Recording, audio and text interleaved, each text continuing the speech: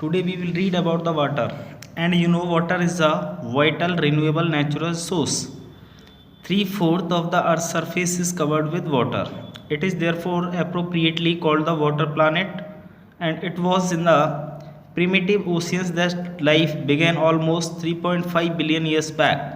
Even today, the ocean cover 2/3 of the Earth's surface and support a rich variety of plant and animal life.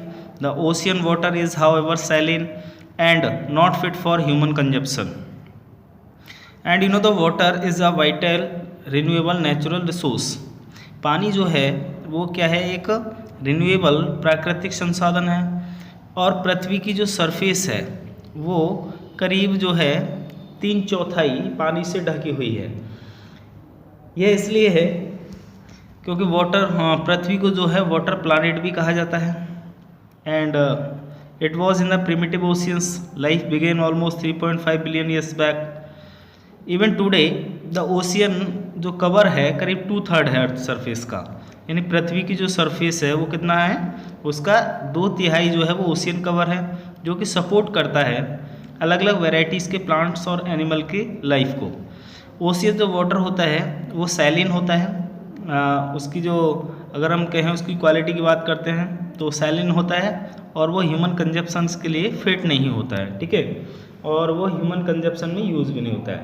Fresh water accounts for only about 2.7%। जब हम fresh water की बात करते हैं, ताज़े पानी की, तो वो करीब 2.7% है।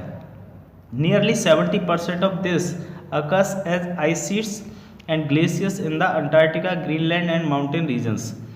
और करीब 70% जो है वो आइस शीट की और ग्लेशियर्स की फॉर्म में है अंटार्कटिका, ग्रीनलैंड और माउंटेन्स रीजन्स में। Due to their location they are inaccessible. Only 1% of the fresh water is available and fit for human use.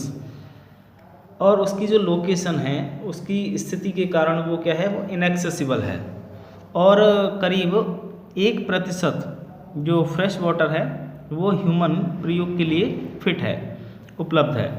It is found as ground water, जो कि ground water के रूप में पाया जाता है, as surface water in rivers and lakes and as water vapour in the atmosphere.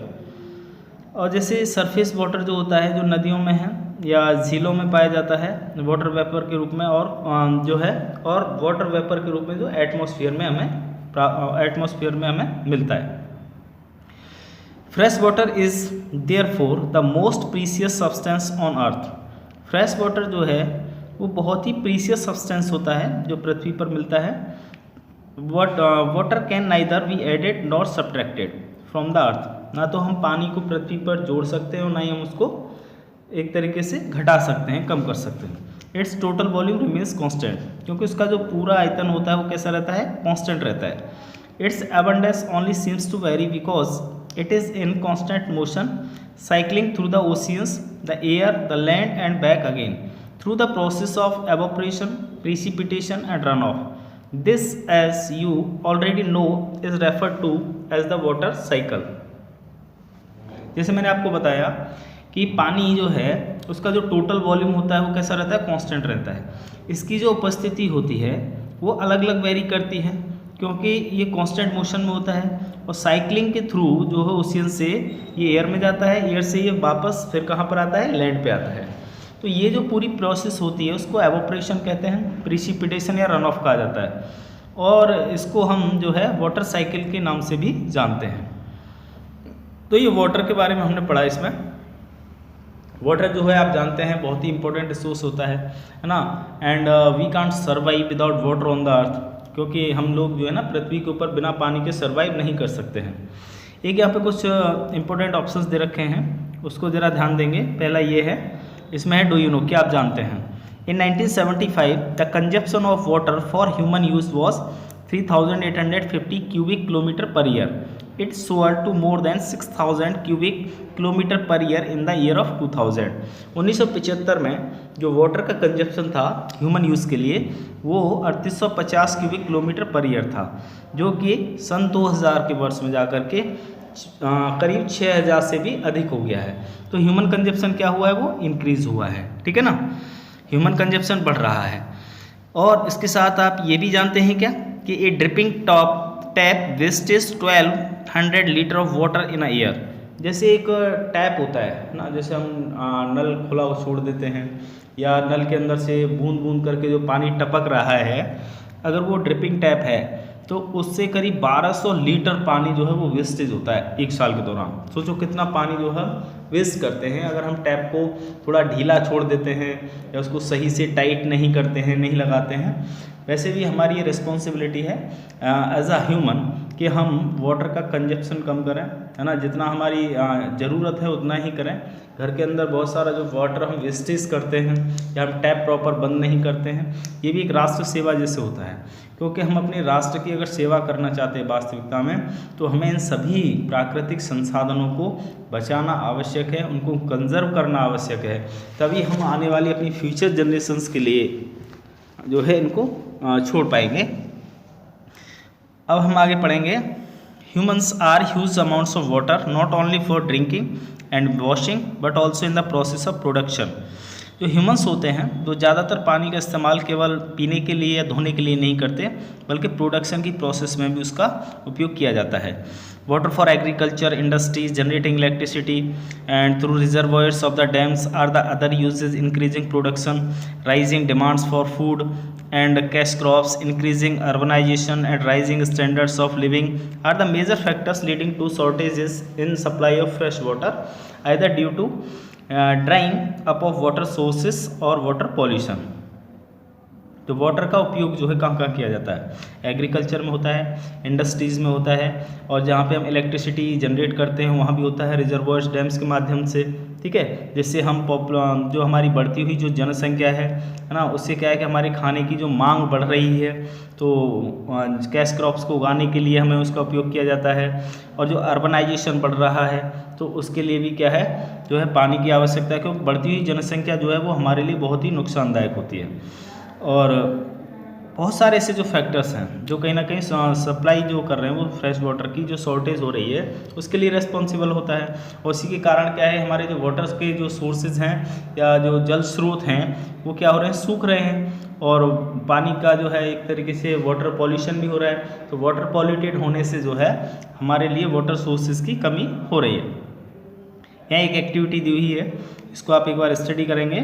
तो an average urban Indian uses about 150 litres of water every day, यानी एक औसत बताया गया है यहाँ पे, है ना। शहर में रहने वाला एक भारतीय कम से कम 150 लीटर पानी प्रतिदिन उपयोग करता है। पीने में 3 लीटर, खाना बनाने कुकिंग में 4 लीटर, नहाने में 20 लीटर, फ्लशिंग में 40 लीटर, वॉशिंग क्लोथ्स में 40 लीटर, वॉशिंग यूटेंसिल्स जो बर्तन वगैरह साफ़ करते हैं 20 लीटर, गार्डनिंग में 23 लीटर। तो कुल मिलाकर के 150 लीटर पर डे उसका क्या होता है, खर्चा होता है, कंजप्शन होता है। Can you suggest some ways to bring down this amount? क्या आप कोई भी ऐसा सजेशन जो है वो दे सकते हैं जिससे कि हम इस अमाउंट को कम कर सकें, ठीक है, जहाँ हम पानी को बचा सकते हैं, है ना। ड्रिंकिंग के लिए तो नीड है क्योंकि हमें पीना पड़ेगा, ठीक है। कुकिंग के लिए भी नीड है क्योंकि हमें खाना बनाना है, और अगर हम खाना खाएंगे तो उसके लिए हमें पानी की भी ज़रूरत होगी, नहाने की भी ज़रूरत होगी, फ्लशिंग में भी नीड होगी, कपड़े धोने के लिए भी नीड है, यूटेंसिल्स की भी नीड होती है, गार्डनिंग में भी आवश्यकता होती है। ये सभी क्या ना हमारे लिए एक रिक्वायरमेंट है, ये हमारी आवश्यकता है। लेकिन हम इसमें कितनी आवश्यकताएं अपनी कम कर सकते हैं, कितनी रिक्वायरमेंट्स को कम कर सकते हैं, ये हम पर डिपेंड करता है, जिससे कि हम अपने नेचुरल रिसोर्सेज को जो है सेव कर सकें। Now we will read problems of water availability, यानी वाटर की जो उपलब्धता है, जल की जो उपलब्धता है उसकी समस्याएं क्या हैं। There is scarcity of water in many regions of the world, है ना। अगर हम देखें तो विश्व के अधिकतर क्षेत्रों में बहुत सारे क्षेत्र ऐसे हैं जहाँ पानी की कमी है। Most of Africa, West Asia, South Asia, parts of western USA, north west Mexico, parts of South America and entire Australia are facing shortages in fresh water supply. ये सभी जो कंट्रीज़ के नाम लिए गए हैं यहाँ पर जो है फ्रेश वाटर सप्लाई की क्या है, शॉर्टेज है। Countries located in the climatic zones most susceptible to droughts face great problems of water scarcity। जो देश जो क्लाइमेटिक जोन्स में स्थित हैं, है ना, जो जलवायु क्षेत्र में स्थित हैं और वहाँ पर जब सूखा को वो फेस करते हैं तो वहाँ वाटर स्कैर्सिटी की यानी पानी की कमी की जो समस्या आती है। Thus water shortage may be a consequence of variation in seasonal or annual precipitation। और the scarcity is caused by over exploitation and contamination of water sources.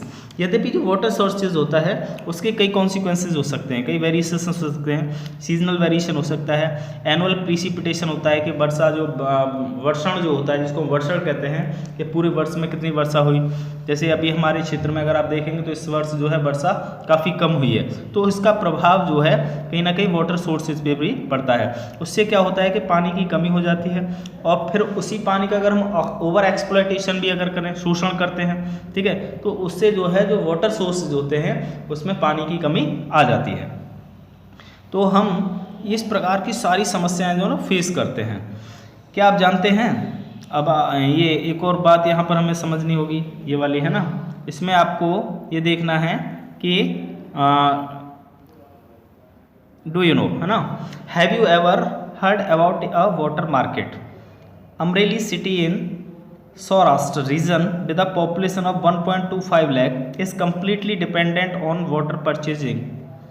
purchasing water from the nearby तालुकास। क्या आपने कभी सुना है कि पानी का भी मार्केट हो सकता है ना? पानी के मार्केट के बारे में। अमरेली एक शहर है सौराष्ट्र क्षेत्र में जहाँ की जनसंख्या करीब 1.25 लाख है, ठीक है, और वो कम्प्लीटली जो है वाटर परचेसिंग पर ही डिपेंड रहती है, क्योंकि पास के तालुका से वो लोग पानी क्या करते हैं, वो खरीदते हैं। अभी हमारे यहाँ भी अगर मथुरा में देखें तो पानी की एक बहुत बड़ी समस्या है। पानी के बारे में हम जब चर्चा करते हैं तो मथुरा के ज़्यादातर क्षेत्र में आपको क्या है, सॉल्टी वाटर मिलेगा। तो अभी जहाँ जहाँ थोड़ा बहुत पीने लायक फ्रेश वाटर अवेलेबल है, जो अंडरग्राउंड वाटर का हम जो है ओवर एक्सप्लॉयटेशन भी करते हैं। किसी के यहाँ अगर अच्छा पानी निकल आया है तो आजकल हर घर के अंदर समरसेबल लगवा दिया है। अब वो समरसेबल का क्या होता है, वो मिसयूज़ होता है और वाटर का ओवर यूज़ भी किया जाता है। हमें नीड है 2 बकेट की, अब वहाँ पर हम जो है ना 4 बकेट को क्या करते हैं, डिस्ट्रॉय कर देते हैं। तो ये जो है ना वो कहीं ना कहीं एक अवेयरनेस की कमी भी होती है, क्योंकि जब हमें पता है कि हमारे पास जो नेचुरल रिसोर्सेज हैं वो लिमिटेड क्वांटिटी में है ना, और उनका क्या है कि नेचुरल रिसोर्सेज का अगर हम सही तरीके से उपयोग करेंगे तो हम अपने फ्यूचर जनरेशन्स के लिए जो है ना उसको सेव कर सकते हैं। लेकिन अगर हम उनका दोहन करेंगे, ओवर एक्सप्लॉयटेशन करेंगे, तो आने वाली हमारी जनरेशन्स के लिए और बड़ी भयानक समस्याएँ सामने आएंगी। जैसे आज भी वर्ल्ड इसको फेस कर रहा है ना, स्कैरसिटी ऑफ वाटर को फेस कर रहा है। हमने पिछले सेक्शन में पढ़ा बहुत सारे ऐसी कंट्रीज़ हैं जहाँ पे पानी की समस्या को लोग फेस कर रहे हैं। भारत में भी हैं, जहाँ वो सौराष्ट्र का क्षेत्र का उदाहरण मैंने आपको दिया कि वहाँ पर लोग पानी खरीद के पीते हैं। जैसे हम लोग ऑयल खरीदते हैं ना पेट्रोल पंप से, ऐसे वहाँ पानी लोग तालुका से खरीद के लाते हैं, ठीक है।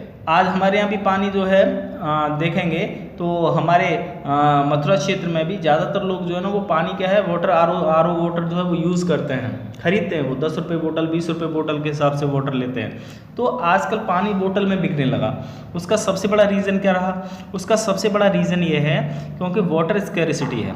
वाटर स्कैरसिटी की जो प्रॉब्लम है वो अभी बहुत ज़्यादा है और ज़्यादातर क्षेत्रों में उसको लोग क्या कर रहे हैं, वो फेस कर रहे हैं। तो केवल ये नहीं हम कहें कि केवल और भी अदर कंट्रीज़ के अंदर ये समस्या है, अदर कंट्रीज़ के अलावा हमारे देश में भी ये बहुत बड़ी समस्या है।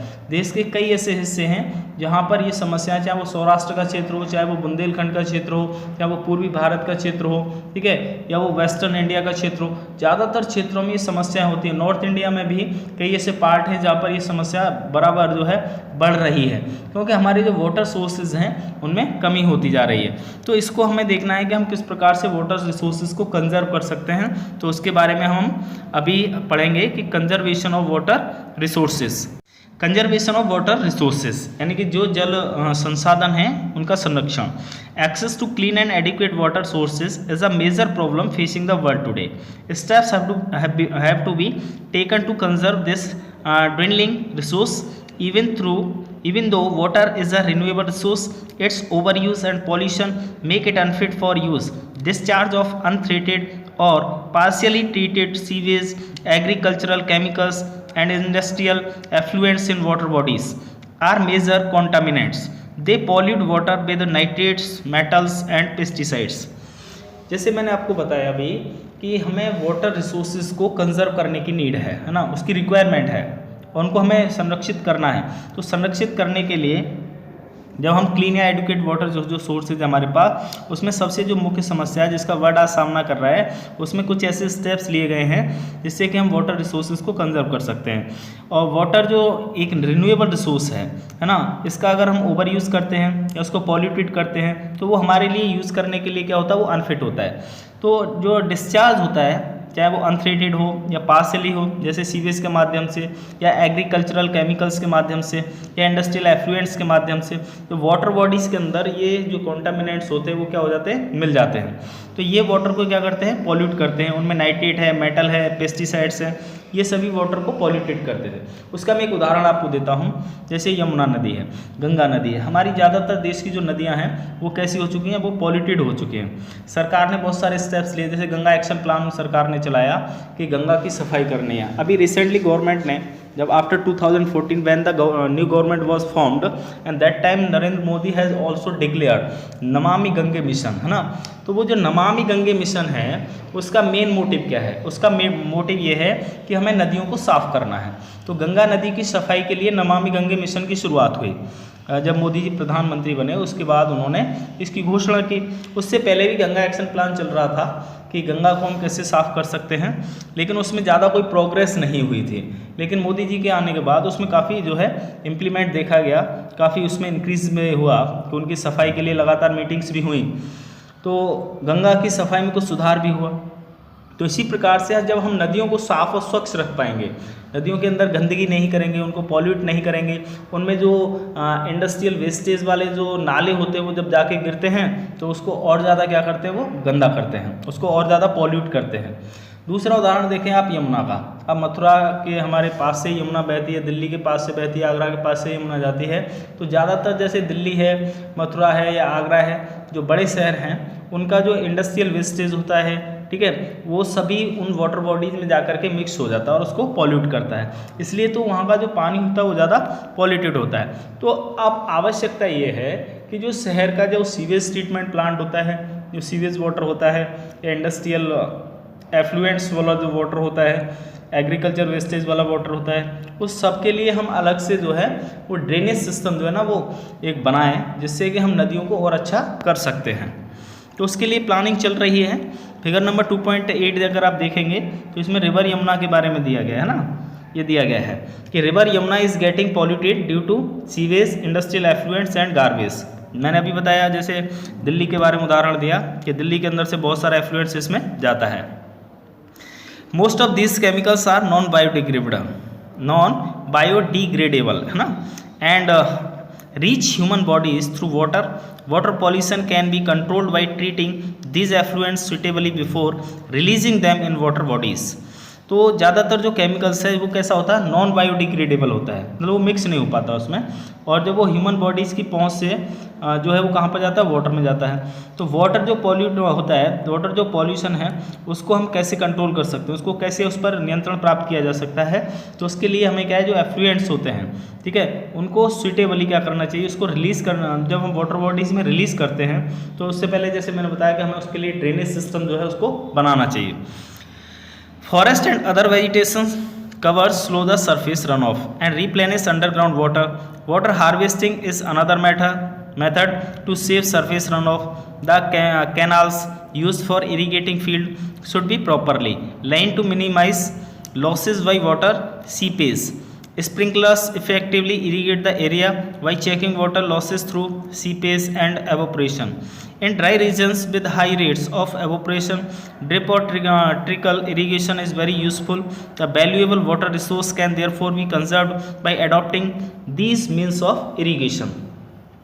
जैसे फॉरेस्ट होता है ना, फॉरेस्ट या अन्य जो वेजिटेशन एरिया होते हैं, उनसे क्या है, जब वो सरफेस जो है वो क्या होती है, धीरे धीरे कवर होती है, और अंडरग्राउंड वाटर जो है वहाँ पे क्या होता है, रिप्लेनिश होता है। वाटर हार्वेस्टिंग जो है वो एक अन्य और तरीका है जिससे हम सरफेस रन ऑफ को बचा सकते हैं। जैसे कैनाल्स का उपयोग किया जाता है खेतों में सिंचाई करने के लिए, जो कि बहुत ही आवश्यक भी होता है, होना भी चाहिए, और प्रॉपरली उसको लाइंड भी किया जाता है, और उससे वाटर सीपेज के लॉस को मिनिमाइज किया जाता है। स्प्रिंकलर एक सिस्टम होता है जिससे हम इरीगेशन अगर हम कहें सिंचाई करने का एक माध्यम होता है। और स्प्रिंकलर सिस्टम से जो स्प्रिंकलर सिस्टम है उससे हम जिस एरिया की सिंचित करते हैं वहाँ पे हम वाटर को चेक कर सकते हैं, क्योंकि वहाँ पे जो भी लॉसेस हो रहे हैं उसको रोक सकते हैं। क्योंकि ज़्यादातर जो ड्राई रीजन्स होते हैं वहाँ पे हाई रेट्स ऑफ एवोपरेशन होता है, यानी वाष्पन की प्रक्रिया जो होती है वो काफ़ी तेज़ गति से होती है ना। और ड्रिप और ट्रिकल इरीगेशन जो होता है वो बहुत ही यूज़फुल होता है, ड्रिप सिस्टम होता है या ट्रिकल इरीगेशन सिस्टम होता है, क्योंकि वाटर जो है एक वैल्यूएबल रिसोर्स होता है ना, इसलिए हमें इसको कंजर्व करने की नीड होती है। जिससे कि इस प्रकार के जब हम मीन्स का उपयोग करेंगे इरीगेशन सिस्टम में तो हम एग्रीकल्चर को भी अच्छा कर सकते हैं, साथ ही साथ हम अपने वाटर रिसोर्सेज को भी कंजर्व कर सकते हैं। ठीक है, तो आज हमने जो है वाटर रिसोर्सेज की चर्चा की कि वाटर क्या होता है ना, वाटर जो है उसकी प्रॉब्लम्स और वाटर अवेलेबिलिटी के बारे में पढ़ा। ठीक है, कंजर्वेशन ऑफ वाटर रिसोर्सेज के बारे में पढ़ा। ठीक है ना, कि हम वाटर एक प्रीसियस नेचुरल रिसोर्स होता है, वो हमारी लाइफ के लिए कितना जो है रिक्वायर्ड है, कितना आवश्यक होता है। ठीक है, तो अब हम नेक्स्ट सेक्शन में पढ़ेंगे natural vegetation and wild life. Okay.